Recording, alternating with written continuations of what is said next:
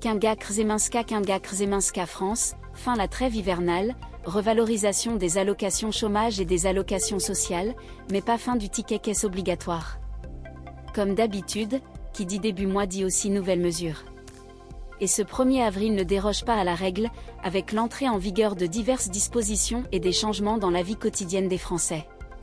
Avec néanmoins une surprise, puisque pour la deuxième fois après janvier, la fin de l'impression automatique du ticket de caisse a finalement été repoussée. Alors que 30 milliards ces bouts de papier finissent chaque année jetés ou traînent dans un jambe ou au fond d'un tiroir, le gouvernement a pris l'inflation comme justification pour repousser l'entrée en vigueur de la mesure.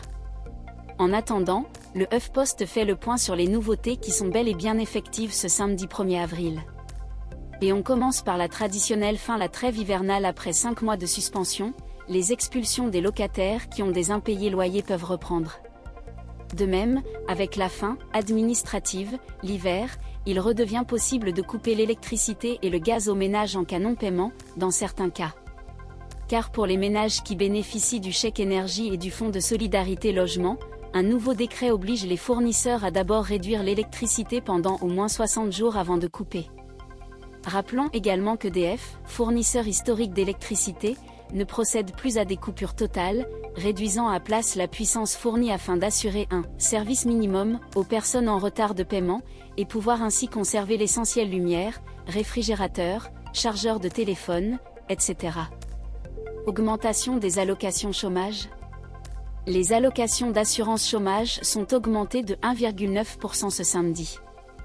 Un coup de pouce exceptionnel décidé en raison d'une inflation qui ne baisse pas en France et qui devrait se poursuivre encore un moment, notamment pour l'alimentation. Cette décision a été prise le conseil d'administration l'UNEDIC, l'association supervisée par les partenaires sociaux en charge de la gestion de l'assurance chômage en France, et c'est une première, car jusqu'alors, une seule revalorisation avait lieu au mois juillet 1er.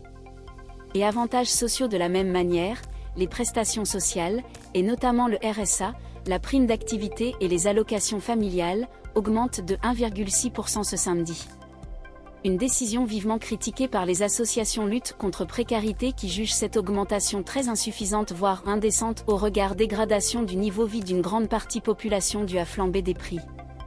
L'outrage sexiste plus sévèrement sanctionné tel qu'approuvé par le Parlement fin 2022, ce 1er avril marque une évolution judiciaire concernant l'outrage sexiste aggravé, créé par la loi Schiappa de 2018.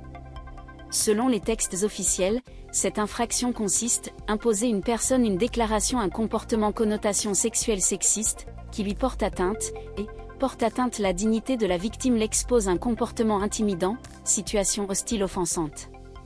Le taux d'usure, qui fixe le plafond des nouveaux emprunts, sera relevé le 1er avril de 4,00% à 4,24% pour les hypothèques à taux fixe d'une durée de 20 ans et plus. Depuis le 1er février, il est exceptionnellement ajusté tous les mois, sur une période de 6 mois, faute de quoi l'obtention d'un prêt serait particulièrement complexe pour les Français.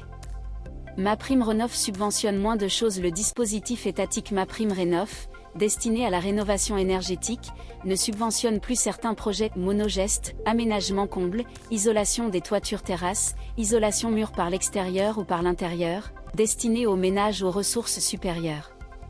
L'État met également fin à la prime de 1 000 € jusqu'alors versée pour le remplacement d'une chaudière fioul ou gaz par des équipements à énergie renouvelable, prime qui devait initialement prendre fin en 2022 et avait été prolongée. 3 mois supplémentaires.